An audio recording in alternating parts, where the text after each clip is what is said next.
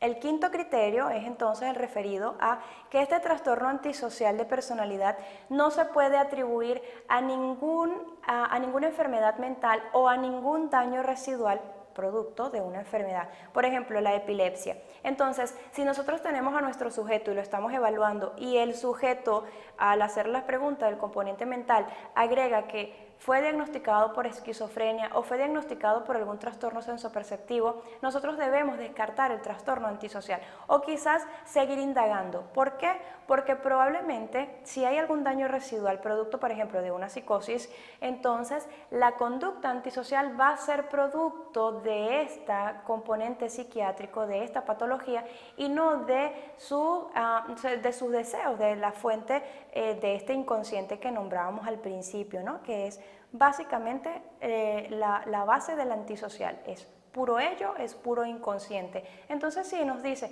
que fue epiléptico, que fue esquizofrénico, que tuvo algún daño a nivel psíquico, nosotros debemos descartar este trastorno. Y el último criterio dentro de este manual de enfermedades psicológicas, pues nos dice que debemos descartarlo, ¿ok? Si la persona ha cometido delitos producto del consumo de sustancias. Pero entiéndase, si antes del delito el sujeto fue farmacodependiente. ¿Por qué? Porque allí entonces estaríamos hablando de que no hay conciencia de antes de ser delincuente, esta persona fue un adicto, entonces evidentemente las condiciones cambian. ¿Por qué? Porque no hay goce y no hay conciencia, ¿sí? Entonces, si la persona ha sufrido de igual forma algún accidente y quedó con algún traumatismo, que de repente genera conductas llamativas o excéntricas y dentro de esas conductas excéntricas está, por ejemplo, robar, debemos descartar también el trastorno antisocial. Por ejemplo, hay traumatismos cráneoencefálicos que generan trastorno a nivel de la impulsividad y un trastorno de la impulsividad es la cleptomanía. Entonces, la persona no puede controlar el hecho de robar. No es que me interese el celular o es que yo siento goce o es que siento placer, es que no puedo controlar el impulso. Entonces estaríamos hablando de un trastorno de impulso. Hay que descartar el trastorno antisocial de personalidad cuando se presenta este juego de patologías.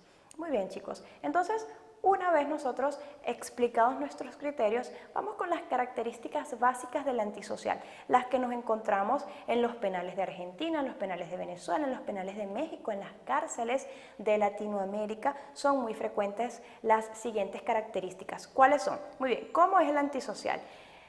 Por lo general son agresivos, son temerarios, por lo general no mantienen sus promesas y los antisociales, a diferencia de los psicópatas, suelen provocar discursos buscando la conmiseración, ¿sí? Buscando la lástima. Él quiere que tú lo veas como una persona desvalida, él quiere ser la víctima, ¿ok?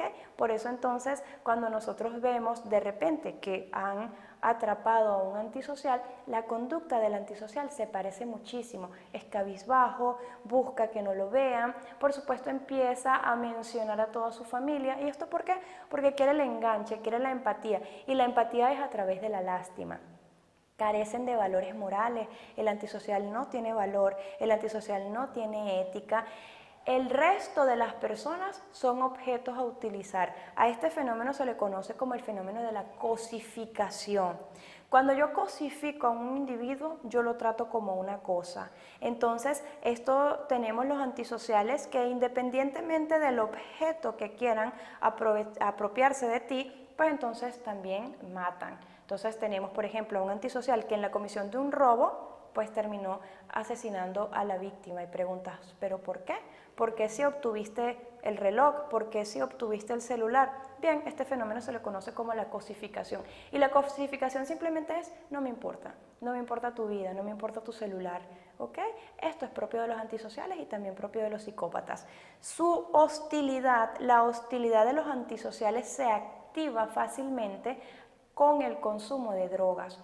Porque si bien es cierto que no podemos diagnosticar al antisocial que primero ha sido drogadicto, sí debemos entonces decir que el antisocial suele estar muy conectado con el consumo de drogas, y el consumo de drogas se sabe que es un disparador de la violencia.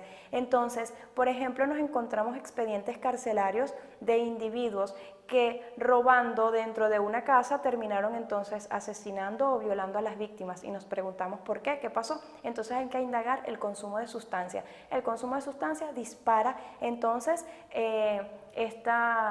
delitos dentro de la comisión de otro delito, y entonces tenemos individuos multireincidentes. El antisocial por lo general es multireincidente. ¿Qué quiere decir? Que un mismo individuo puede estar penado por robo, por secuestro, por homicidio, ¿ok? Pocas veces el antisocial se concentra en una sola acción delictiva. Y la mayoría entonces de estos antisociales pues están apegados a hábitos de consumo porque les gusta, ¿ok? Ahora bien, ¿qué pasa con el antisocial y el consumo de droga? Bueno, pues el consumo de drogas genera conductas desafiantes, genera conductas agresivas y, por supuesto, incrementa la violencia. Lo difícil de trabajar con un antisocial que esté inmerso en el consumo es que no hay una forma de que la psicoterapia o que quizás el contacto terapéutico pueda hacerlo cambiar o pueda hacerlo modificar. Allí es donde está, digamos, el trabajo terapéutico, el trabajo del criminólogo, el trabajo de las personas que trabajan dentro del aspecto social. Entonces, a continuación vamos a ver más o menos como una dramatización de lo que sucede en una evaluación entre un antisocial y pues el psicólogo, estudiando entonces los criterios propuestos por el DSM-5.